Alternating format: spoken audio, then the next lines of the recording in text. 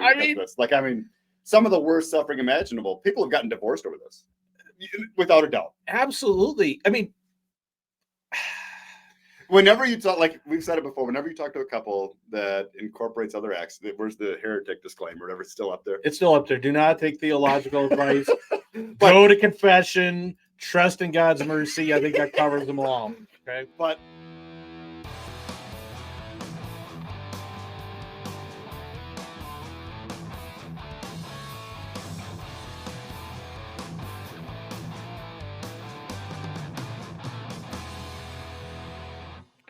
Welcome back to the show, everyone. Craig and Jonah here. How's it going, Jonah? Well, I had a pretty rough week. I'll tell you what. So last week... I had a great week, so I won't tell you about that. Well, you can go second then. Look, bad news first, good news second. All right. So last Saturday, we recorded an episode, and I noticed that my arm was swelling. Oh, really? Like, you can see, like, the lines here. Oh. And... Your muscles are... No, it wasn't swelling like that. What happened was I was mowing the lawn, and so my wife, after we built our house, she wanted these trails that go through like we turned a cornfield into, like, it's becoming like a wooded area with all kinds of trees right now, but we put trails through it. And so I was mowing the trails, and I went through a thorn bush. I didn't think anything of it. It didn't even hurt, but it became infected. Oh. And it really became infected. And so on Saturday, like, I started feeling pretty sick. But then, and it was swelling pretty big. And you can see it's mostly healed now.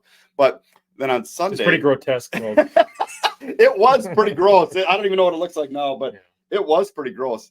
And then on Sunday, it started feeling better. And so I thought, oh, I'll be fine. And so we went for a walk in the woods. We were looking for morel mushrooms. And I had my youngest on my shoulders, and I was holding her feet. And I just felt like a real strain in my arm. It didn't hurt anything that I thought was alarming, but apparently what happened was I had a bacterial infection in my arm, and it was like walled off into like a bursa, essentially. And I must have ruptured that, and so it ruptured all the bacteria, and my arm swelled up like gigantic. Look, you didn't lose that thing. Well, so we talked to the kids about that. It's hard to be a married Catholic without that arm.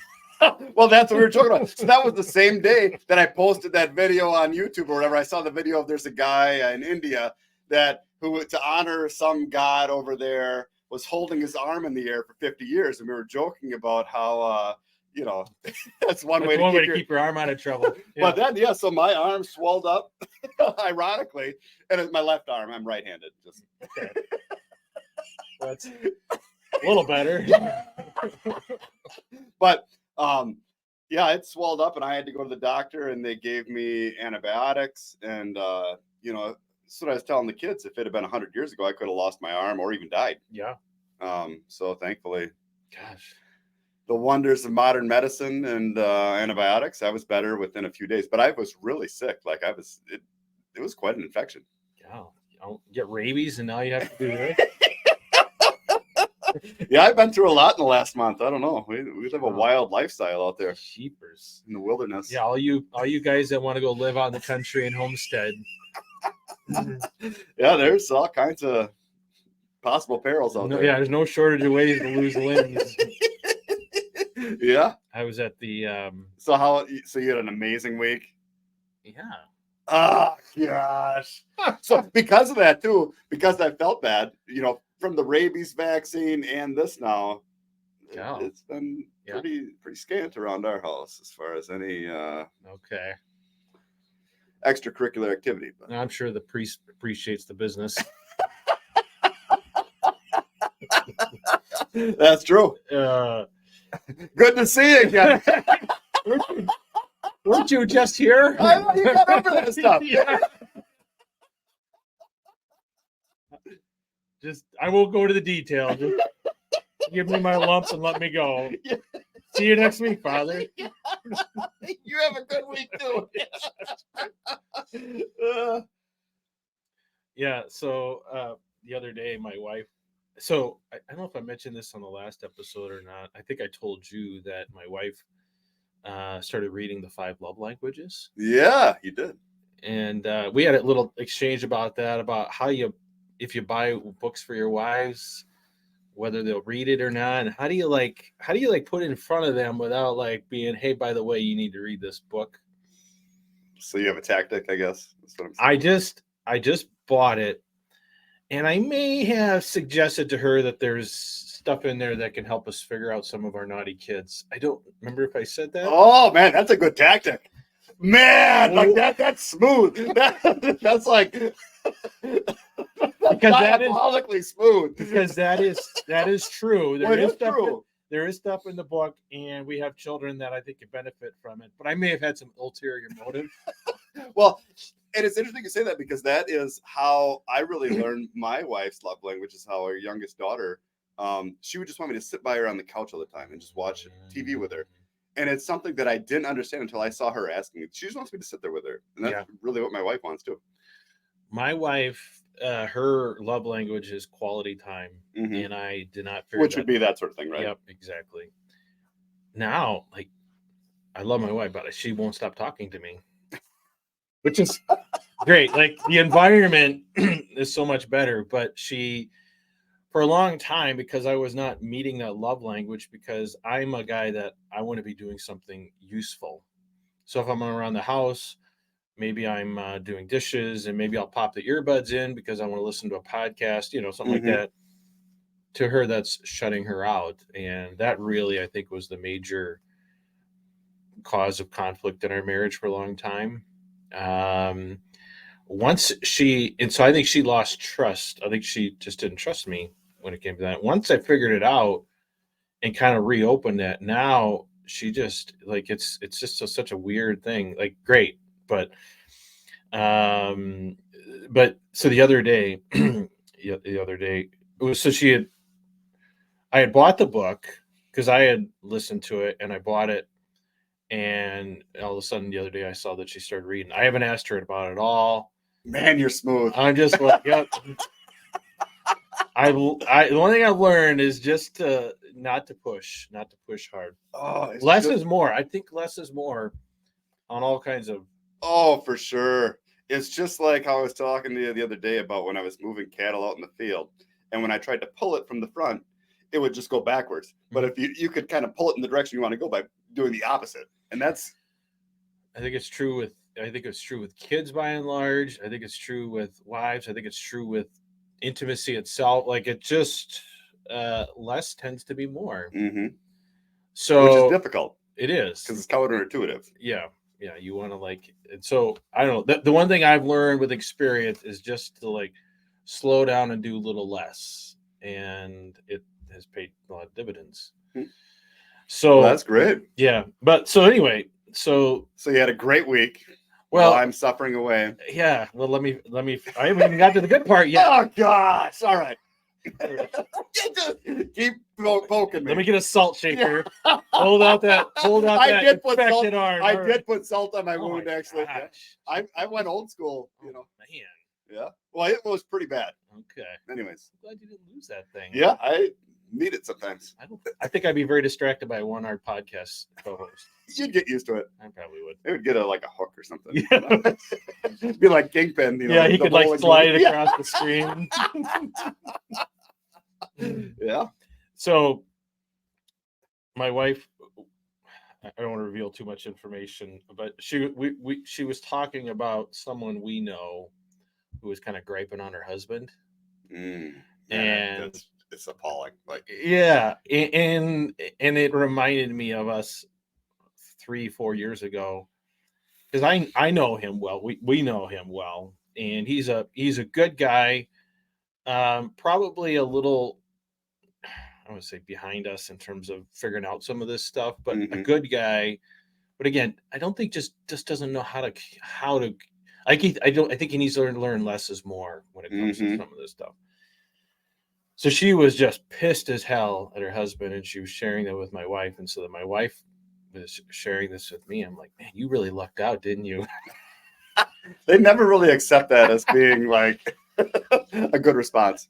But it was so weird because, like, when she was done, she walked up to me and gave me a big hug and thank you. She said, thank you for changing for me. Wow. Well, that is amazing. Yeah, I didn't know how to react to that. You're caught flat-footed. Yeah, I was like, what? What is going on here? Well, that is nice, and those little compliments go a long ways. Man, that meant a lot to me. Yeah. So, yeah, I don't know if reading the love language book or whatever, but like it's just. You think it could be a part of that? I don't know. I'm not sure. I Hmm. can't. I haven't figured out how to reverse engineer it yet. All I know is it's working. So whatever Can I you did, tell how far into the book she is? I'm not sure. With all the kids we have, it's little bits and pieces. So I'm not sure. Again, I don't like to sit over her and see where she's at. I'm totally, when she wants to, if she wants to talk about it, I'll talk about it. But I'm convinced you lay that out there, and then you just can't push them into it. It's got to be their idea, I think. Yeah. Well, that's great. Yeah. So, I wanted to talk about something. It's something that we've talked a lot about in our Discord group or whatever. But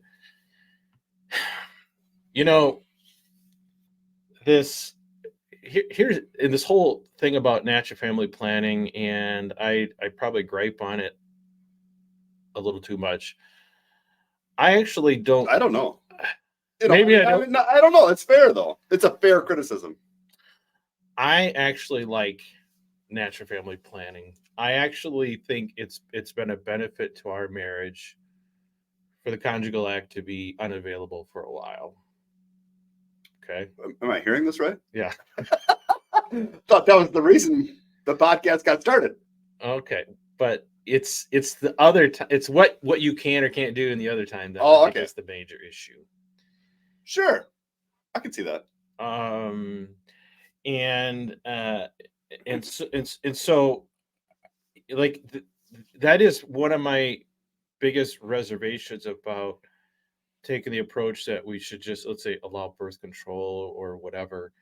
I know that our marriage benefits from some of that scarcity. Mm-hmm. It's just a little too much scarcity. Right? That's true. I mean, you can drown a tree with too much water, but you kill it by not watering it enough. So, there's a sweet spot. When it's theoretically always available, I think it creates opportunities for one, like, why are you turning me down? I want it now. Mm-hmm.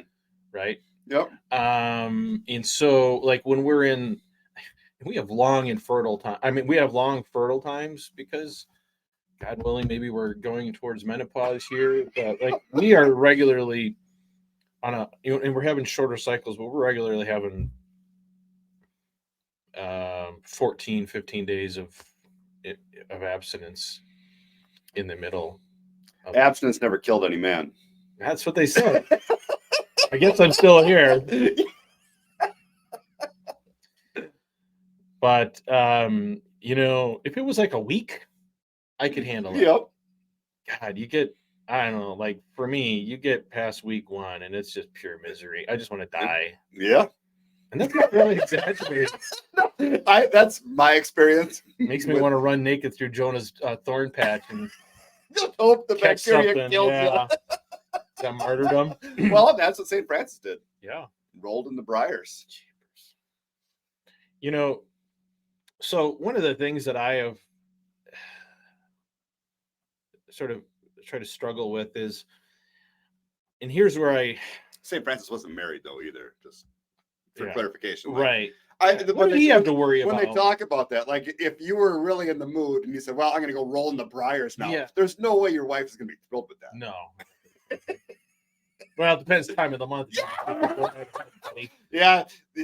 PMS is still the only thing that makes me question whether there is a God, because I just don't understand why.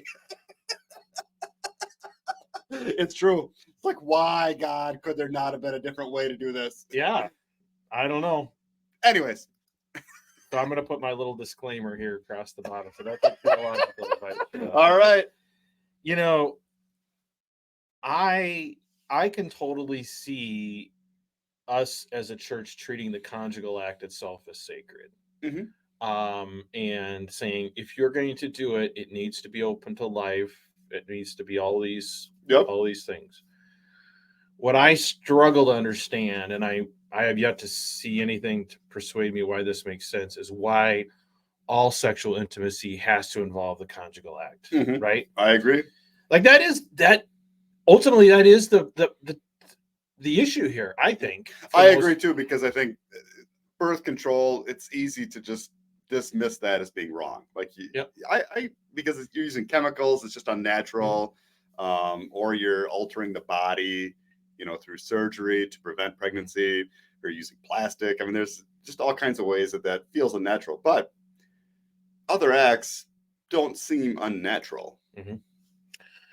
Well, and it's sort of like, and I should pull it up again, but I think there are, what was the chart? So there, I kind of break sexual intimacy down into 5 parts. So there is sort of the release component, which I think is kind of the most basic biological. I think that's what most of us guys deal with most frequently after a few days. That tension, that need for release builds up. I would say above that can be pleasure, which is usually hopefully associated, but maybe not always with both spouses when they're intimate. Bonding, I think bonding is a component, unity, and then procreation, right? Well, at least the Christopher West of the world tell us that you can only have sexual intimacy by engaging the conjugal act. It has to be open for procreation, which is so weird because the only way to satisfy that base, I think, a very natural biological urge for release is through the conjugal act. And in many ways, it feels like, it almost feels misogynistic, because you have to put your wife through a potential of getting pregnant, life-threatening, all that. We should have a banner for like Trad Alert or something like that, because they're not going to accept that as. Well, they deal with that, I think, just by like the marital debt and say, just engage in the conjugal act all the time, and tough crap if this is just how it's designed. Yeah, I mean, I get the pragmatic approach to that, but that seems pretty repulsive to me. I agree. As a modern heretical Catholic. Or they would say cafeteria Catholic. Yeah, maybe I am, but I just think if there's one thing that I would like to better understand, let's put it that way, I'd like to better understand why all sexual intimacy has to be the conjugal act, and so instead of treating it as good and everything else is evil, why not good, better, best? Like, we have the best, but that doesn't mean that if you're a step below that for one reason or another, it's evil. It's just, it's not as good as it could be, but it's better than abstinence. What the hell? Like, what hell benefit does that give you? Or why nocturnal emissions are better than other acts? There's just why does that? How is that helping anyone? It's not. You have to suffer to get there if you can. That so that part of it makes zero sense to me. And I'm not saying that concept is wrong, but I cannot see any kind of logic or reasoning behind that, other than if God ordains it that way and that's what we're supposed to do, so be it. But man, that just makes me hope and pray for menopause. Maybe you could be the patron saint of menopause someday. I don't care, but I mean, it may be. I may be the only thing I talk about. I'll be like telling the guys, just hang in there, guys. You got another 15 years of this. 15 years. 15 years goes by quick, but it'll feel like an eternity. Yeah, the time slows down. Yeah. So I don't know. I would really, really like to have someone, Trent Horn, whoever, come on. Christopher West. We'll let Christopher West come on and give his best get. But I just, all of the explanations that I have seen, it just isn't very convincing. And it either goes back to Onan, or it goes back to these teleological things that I just find less and less persuasive the more that I see them. like you'd want a real persuasive argument, not just a black and white.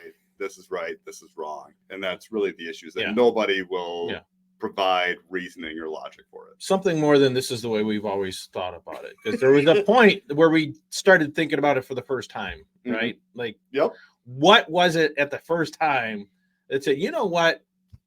These things are wrong. And they're so bad that if you do them, you're going to go to hell. I'd like to know what went into that. Yeah, because it more than likely wasn't Jesus sitting around with his apostles telling them, all right, guys, none of this other stuff. You're going to do it one way. Seems like he could have like weaved that into the Sermon on the Mount or something like that. It does. I just don't think that was there. It sure it feels like a product of scrupulous ancients trying to deal with. Because I'm just going to guess if Jesus did talk about sex, if you have God talking about sex, people are going to write that down. Yeah. You like, I mean, there'd be some real valuable information there. I think it'd be on all the gospel. The bold print. Yep. I agree, man. That's why I just don't think that there was. I don't know what he would have said about it. It sure didn't seem like it was on his radar, and or at least it wasn't on the radar of those that wrote the gospels and stuff. And so I just think it came from somewhere. Sure looks like it came out of sort of that whole Augustine, all that, those guys dealing with heresies and kind of fear of the body and all that kind of stuff that I think we all know now is not accurate. It's not good theology, but it's sort of like there's just never been a critical mass of people wanting to come up and say, hey, we'd like. As far as not good theology, what do you mean? Sort of that Gnosticism, that view that the body is bad and all that. Like, there was this very strong theological contempt for the body, kind of like that whole idea that, oh man, if we could, wouldn't the good man will to be able to propagate without having the conjugal act and pleasure and all that, like that, which is kind of bizarre to think about. Like, we know that's bad theology, right? Like, I trads, I guess, will try and find a way to say that's still good law. Yeah, those guys that whip themselves, they think their body's bad. Yeah, but I mean, the only reason anyone takes it seriously is because it was once said and we love tradition so much. But I mean, that just defies all reason. And this feels like a remnant of that. And the longer it goes on, the harder it is and it would be quite an about face. Like just think of all the people that have suffered. Oh, there's been absolute suffering because of this. Like, I mean, some of the worst suffering imaginable. People have gotten divorced over this, without a doubt. Absolutely. I mean, whenever you talk, like we've said it before, whenever you talk to a couple that incorporates other acts, where's the heretic disclaimer? Whatever, it's still up there. It's still up there. Do not take theological advice. Go to confession. Trust in God's mercy. I think that covers them all. Okay. But when couples do engage in that and have more freedom and intimacy, it makes the relationship better. Like, I think that we are designed as a couple to be sexually intimate frequently. And that's just how it is. And you just can't live like that with the conjugal act being the only act that you can do. And here again, I want to emphasize this point. You know, they seem to act like couples that are, let's say, engaging in other acts are doing that as opposed to engaging in the conjugal act, when that's not what's happening. No, it's either that or nothing. And the man, it's kind of like sprinkling salt on your food. You know, like it just adds, it adds to your relationship. Yeah. So why is your marriage, like, why does God want our marriages to have a complete abstinence of sexual intimacy, the increase in sexual tension, probable solo problems by one or both of them during that time? Why does God prefer that for us when, for one reason or another, we can't engage in the conjugal act like that? I'd like someone to explain that to us. We have an open invitation. if you feel like you can come on, and we'll treat you respectfully. Yeah, we're very respectful to guests that we disagree with.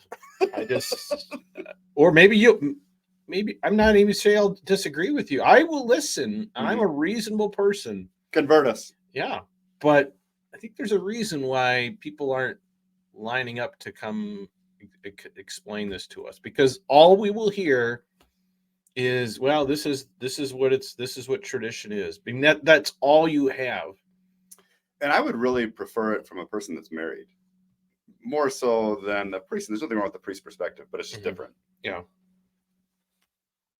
That's our challenge to you. I mean, we would genuinely love to hear that explained. And so I continue to search the highways and the byways for that person, and we will continue to talk about it. But I'm telling you, like, I was saying this in the Discord, there's almost nothing I feel more convinced by than that this doesn't make sense. Like that aspect, if that's what the church teaches, I just don't understand it. And so it just feels like something is missing or incomplete or wrong in there. Yeah, and if you want, go back to episode 200. Andy, link to episode 200 below. We tried, although we certainly didn't do it perfectly, but we tried to kind of talk about kind of what the church does and doesn't teach, what is and isn't in the catechism. So we talk about other acts and stuff like that. But I mean, if there's anything we hear from the people that reach out to us, people in our Discord, is it really does come down to this issue, and how, I mean, even those that seem to have made peace, still have a sense of moral anxiety about it, because it's not clear. Like, so we'd love to have clarity on it, and because I think. And people aren't doing it because you intentionally want to offend God or anything. No, like that isn't the reason. No, at least for most people. There's all kinds of fringe people. Yeah, I doubt if they're Catholic and engaging in activities, that's the reason. Yeah.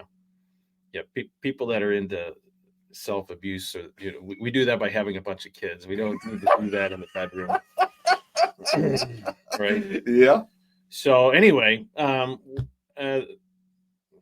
we will continue to talk about it, but it's really been on my heart to talk about that. And I know there's a lot of people out there, people share these same exact discussions in Catholic Reddit and all that. Like, the people are out there. And come follow our channel, comment. And you have to be brave enough to talk about it. Yeah. We're stupid enough to do it, I guess, but it's obvious that there is a lot of people out there that struggle with this and can relate to this. And so we're just trying to, like, and really, you need marriages to thrive, to produce healthy families or happy families. And I was saying this the other day, like, no one needs intimacy. I would say almost no one needs intimacy as much as a couple that is battling, raising a family, young children. Like, that's like finances of life, working, everything that goes on in your life. Yeah, you have all that, and then you're dealing with just pent up sexual tension and frustration and roommate stage in your marriage. Like, that doesn't.